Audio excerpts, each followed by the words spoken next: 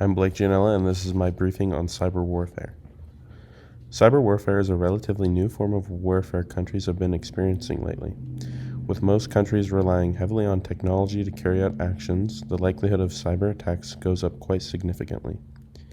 Cyber warfare, similar to viruses or hacking, has to do with other countries or groups using technology to severely impact the actions of other countries.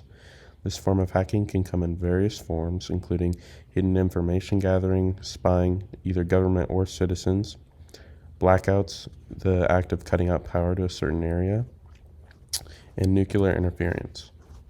The aim of all these attacks is to cause disturbance within a country or to hold the capability of causing a disturbance and chaos in the future. With an increase in technology in the last 2 decades, cyber warfare has turned into an increasing threat to global security.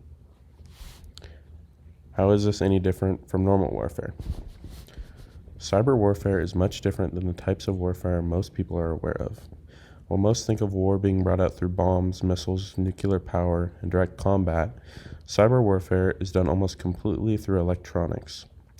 While the types of warfare we are akin to and cyber warfare aren't the same, both have the same goals in the international landscape.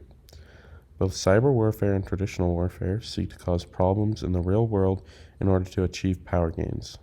The threat of cyber warfare puts all countries more or less equally at risk because the cost involved in this type of warfare is so cheap.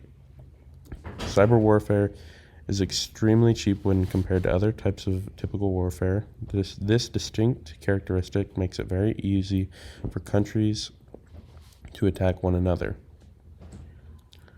Stenutext.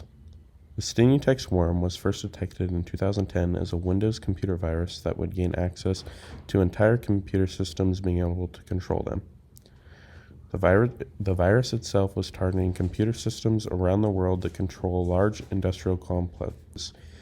The virus was unique in the sense that it could also infect small USB drives that are used on a daily basis. Stuxnet was able to infect several USB drives that were later used in an Iranian enrichment program. It's important to point out that places like this all around the world are very secure and are not accessible through basic internet hacking. Industrial programs like Iran's are held completely off the grid and off of public internet and electricity.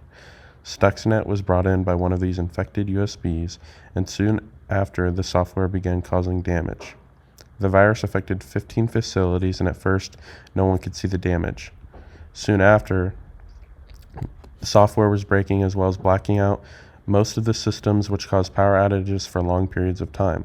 Although the Iranian government has not shared all the details on what was affected, we do know that up to 984 uranium enrichment plants were destroyed, causing a 30% decrease in production. Russia and cyber warfare.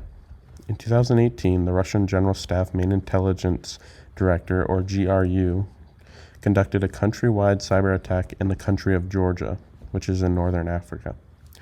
The attack was a scheme used to directly impact the public in more of a psychological way rather than a physical way. The attack disrupted the operations of thousands of Georgian government and private websites and changed the broadcasting of 2 major television programs. This sort of attack, while not having any major effects, was used as an intimidation as a way to undermine the country's security.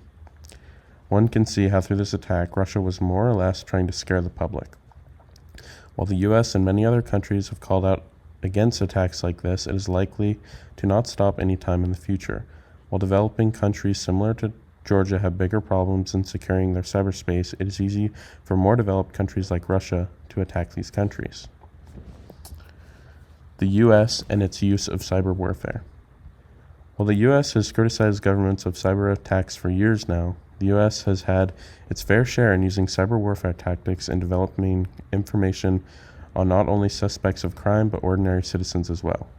In 2013, a whistleblower from the CIA and NSA named Edward Snowden released information on the U.S.'s spy capabilities and explained how the U.S. government was monitoring up to 600 million communications a day. These communications came from people both inside the U.S. and outside. The leaks confirmed that the U.S. was using the NSA in order to keep tabs on several internet firms, as well as phones and laptops across the country.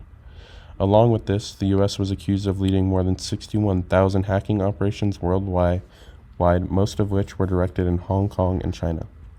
Some of these unknown firmwares were able to encrypt an industrial plant so heavily that the power could be shut off for long periods of time. Although the U.S. used these forms of warfare on countries we have relatively stable relationships with, the U.S. claims it was for protection of war within the future. Why does all this matter? Cyberspace is going to be growing exponentially into the future whether we like it or not. With a hyper increase in technology growth, there is no refuting that we will become more and more dependent on tech in the future.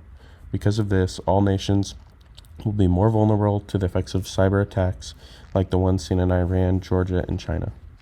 Without an exponential change in our cybersecurity systems, all countries will be more vulnerable. Because of this, there must be an international fight against cyber warfare in order to keep nations safe, reputable, and secure.